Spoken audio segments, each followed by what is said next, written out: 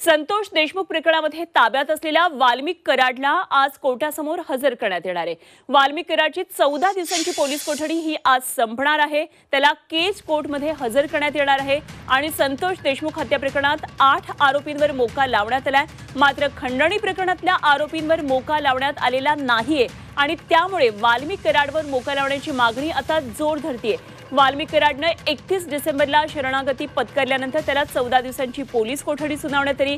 वाल्मिकवर एकूण 14 गुन्हे दाखल झालेले आहेत।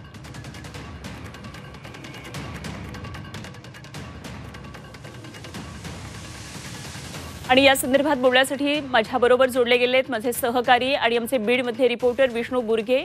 विष्णू, आज बऱ्याच महत्त्वाच्या घडामोडी आहेत। वाल्मिक कराड संदर्भात काय नेमक्या या सगळ्या घडामोडी घडणार आहेत? कुठल्या बातम्यांवर आपले लक्ष असेल? खरं तर कराड याला आज जे आहे ते कोर्टासमोर हजर केलं जाणार आहे। 31 तारखेला जे मध्यरात्री त्यांना कोर्टासमोर हजर केलं त्यावेळेस 14 दिवसाची पोलीस कोठडी सुनावण्यात आलेली आहे। जी पोलीस कोठडी सुनावण्यात आलेली होती ती आज संपणार आहे। मस्साजोगचे ग्रामस्थ देखील आक्रमक झाले होते। काल आपण आंदोलन पाहिलं, मस्साजोगचे ग्रामस्थ आक्रमक होते, त्याचबरोबर राजकीय लोक देखील आक्रमक झाल्याचं पाहायला मिळालं। कराड यांच्यावर जे आहे ते या सगळ्या प्रकरणामध्ये गुन्हे दाखल करा अशी मागणी देखील करण्यात आली। त्याचबरोबर मोक्का अंतर्गत कार्यवाही व्हावी अशी देखील जोर धरू लागली, ही मागणी देखील जोर धरू लागली आणि त्याच पद्धतीनं त्याच पार्श्वभूमीवर आज कोर्टात देखील हजर केलं जाणार आहे। कोर्ट काय नेमकं भूमिका किंवा आदेश देतं हेही पाहणं महत्त्वाचं आहे। 14 दिवसांनंतर आज पहिल्यांदाच कोठडीत न्यायालयासमोर हजर केलं जाणार आहे। 14 दिवसाची कोठडी पहिल्यांदा सुनावणार। ही खंडणीचं प्रकरण आहे। पहिल्यांदा खंडणीच्या प्रकरणामध्ये अटक करण्यात आलेली आहे।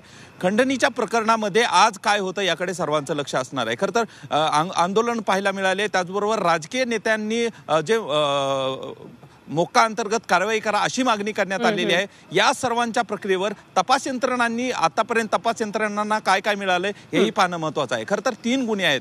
खंडणीचा गुन्हा आहे, त्याचबरोबर संतोष देशमुख यांच्या हत्येचा गुन्हा आहे आणि मारहाणीचा गुन्हा आहे। या सगळ्यांचे धागेदोरे एकत्रित करण्यासाठी जे आहे ते तपास यंत्रणांनी कशा पद्धतीनं आतापर्यंत त्यांना पुरावे मिळाले हे आज कोर्टामध्ये आल्याच्या नंतर लक्षात येईल आणि त्यानंतरच कोर्ट काय आदेश देतं यावर सगळं भवितव्य अवलंबून असणार आहे। निश्चितच विष्णू, या सर्व घडामोडी आणि या संपूर्ण न्यायालयातल्या घडामोडींवर लक्ष ठेवून राहा। वेळोवेळी आपण या संदर्भातली माहिती जाणून घेत राहणार आहोत। तुर्तास धन्यवाद।